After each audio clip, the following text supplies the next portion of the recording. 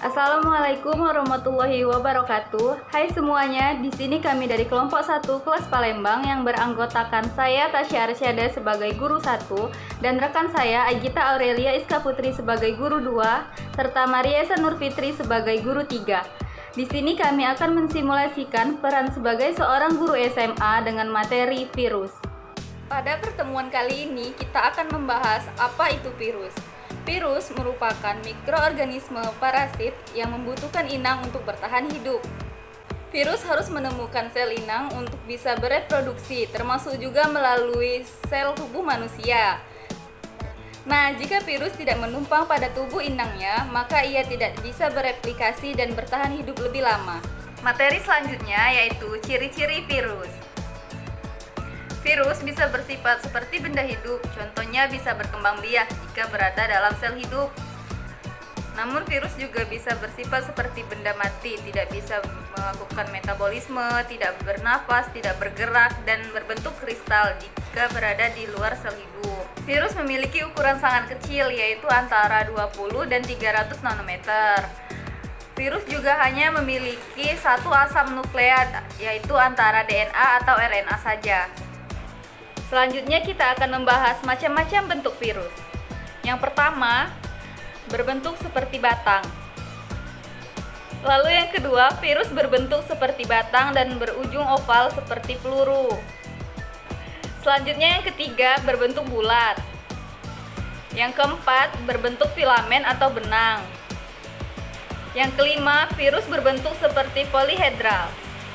Dan yang terakhir, virus berbentuk seperti huruf T.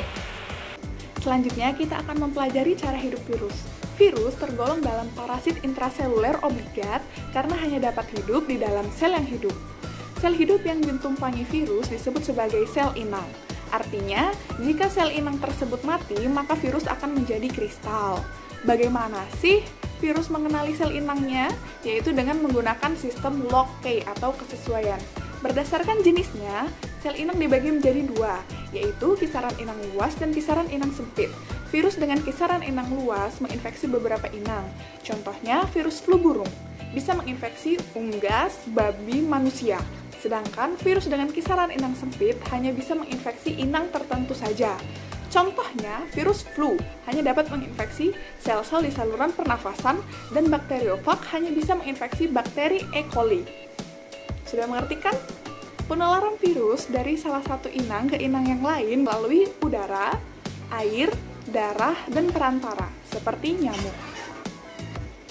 Selanjutnya kita akan mempelajari perkembangbiakan virus. Perkembangbiakan virus dikenal dengan istilah replikasi atau perbanyakan diri. Bagi virus, sel inang merupakan sumber energi untuk sintesis protein. Perkembangbiakan virus dibagi menjadi dua, yaitu daur litik dan daur lisogenik. Yang pertama, daur litik. Terjadinya daur litik ini disebabkan oleh ketahanan sel inang lebih lemah daripada daya infeksi virus. Akibatnya, sel inang akan pecah dan mati, serta akan menghasilkan virion-virion baru. Adapun tahapan daur litik adalah absorpsi, penetrasi, sintesis dan replikasi, pematangan atau perakitan, dan lisis. Kedua yaitu daur lisogenik. Daur lisogenik terjadi jika pertahanan tubuh inang lebih kuat daripada daya infeksi virus. Pada daur ini, sel inang masih bisa bereproduksi dengan normal dan tidak akan langsung pecah. Akan tetapi, DNA virus bakteriofag akan berinteraksi dengan kromosom sel inang membentuk profag. Sel inang yang mengandung profag tersebut membelah diri, barulah profag akan diwariskan ke sel berikutnya.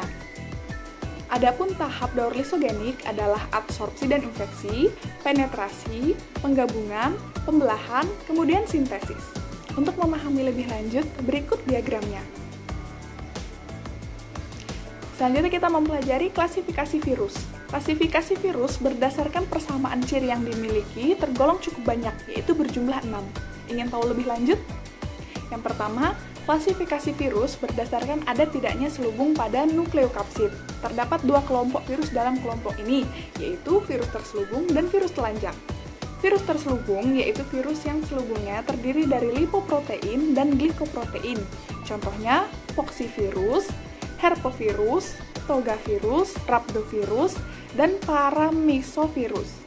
Kemudian virus telanjang yaitu virus yang tidak memiliki selubung pada nukleokapsidnya. Contohnya papovirus, adenovirus, piconavirus, dan reovirus. Yang kedua, klasifikasi virus berdasarkan jumlah kapsomernya. Terdapat 5 kelompok virus dalam klasifikasi ini, yaitu virus dengan 32 kapsomer contohnya parvovirus, virus dengan 60 kapsomer contohnya picornavirus, virus dengan 72 kapsomer contohnya papovirus, virus dengan 162 kapsomer contohnya herpesvirus, dan virus dengan 252 kapsomer contohnya adenovirus. Yang ketiga, klasifikasi virus berdasarkan jenis sel inangnya. Berdasarkan jenis sel inangnya, virus dikelompokkan menjadi 4, yaitu virus penyerang bakteri misalnya virus T, virus penyerang tanaman misalnya TMV atau Tugro, virus penyerang hewan misalnya rabies atau flu burung, dan virus penyerang manusia misalnya polio, HIV, dan flu. Yang keempat yaitu klasifikasi virus berdasarkan tipe genom dan metode replikasinya. Nah, berdasarkan klasifikasi virus berdasarkan tipe genom dan metode replikasinya yaitu ada 7. Yang pertama yaitu virus tipe 1, memiliki DNA utas ganda dan reproduksinya dengan cara replikasi. Contohnya herpes virus. Yang kedua yaitu virus tipe 2, memiliki DNA utas tunggal dan reproduksinya dengan cara replikasi. Nah, contohnya itu MPM. Yang ketiga yaitu virus tipe 3, memiliki RNA utas ganda dan reproduksinya dengan cara replikasi. Nah, contohnya itu reavirus. Yang keempat yaitu virus tipe 4, memiliki RNA utas tunggal positif dan reproduksinya dengan cara replikasi. Nah, contohnya itu virus polio. Yang kelima yaitu virus tipe 5, memiliki RNA utas tunggal negatif dan reproduksinya dengan cara replikasi. Contohnya virus rabies. Dan yang keenam yaitu virus tipe 6, memiliki RNA utas tunggal positif dengan DNA perantara dan reproduksinya secara transkriptasi balik. Contohnya virus AIDS. Dan yang terakhir atau yang ketujuh yaitu virus tipe 7, di mana RNA utas ganda dengan RNA perantara dan reproduksinya secara transkriptasi balik. Contohnya heparnavirus. Yang kelima yaitu klasifikasi virus berdasarkan jenis asam nukleatnya. Berdasarkan asam nukleatnya, virus dikelompokkan menjadi 2. Yang pertama yaitu virus DNA, yaitu virus yang asam nukleatnya berupa DNA. Contohnya parvovirus. Dan yang kedua yaitu virus RNA, yaitu virus yang asam nukleatnya berupa RNA. Nah, contohnya itu picornavirus.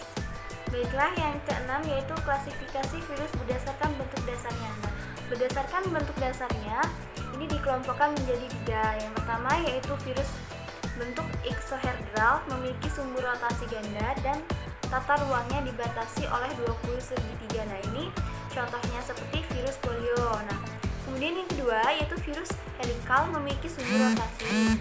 Nah, bentuknya menyerupai batang panjang, nukleokapsid tidak kaku dan berbentuk heliks. Nah, ini contohnya yaitu virus flu. Dan yang ketiga yaitu virus kompleks, memiliki struktur yang lebih kompleks dari jenis virus lainnya. Nah, contohnya yaitu virus cacar.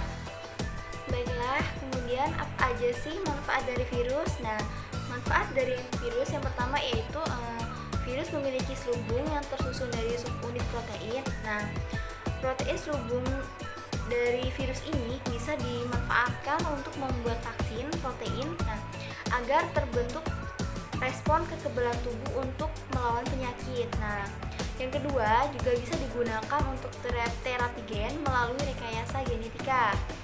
Dan yang ketiga sebagai pengobatan secara biologis, yaitu dengan melemahkan atau membunuh bakteri yang bersifat patogen. Yang keempat yaitu sebagai biopestisida, yaitu pestisida biologi di bidang pertanian yang tidak mencemari lingkungan. Nah, yang kelima yaitu produksi interferon, yaitu senyawa yang mampu mencegah replikasi virus di dalam inang. Nah, dan yang keenam yaitu pembuatan hormon insulin, yaitu dengan cara mencangkokkan virus ke dalam gen penghasil insulin dalam tubuh bakteri agar dihasilkan insulin dalam jumlah yang besar. Dan yang terakhir terakhir yaitu penyakit yang disebabkan oleh virus. Nah, adapun penyakit yang disebabkan oleh virus baik pada manusia, hewan, dan tumbuhan adalah sebagai berikut. Dan yang pertama yaitu ada cacar variola yang disebabkan oleh virus jenis arthropoxvirus. Yang kedua ada campak yang disebabkan oleh morbillivirus.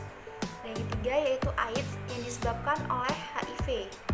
Kemudian ada yang keempat yaitu flu disebabkan oleh virus influenza. Dan yang kelima ada flu burung di mana disebabkan oleh HPAIF atau Hive Pathogen Avian Influenza virus. Dan yang keenam ada tetelo yang disebabkan oleh virus NCD. Dan yang terakhir ada mosaic di mana disebabkan oleh TMV atau tobacco mosaic virus. Baiklah, sampai di sini dulu video kali ini. Sampai jumpa.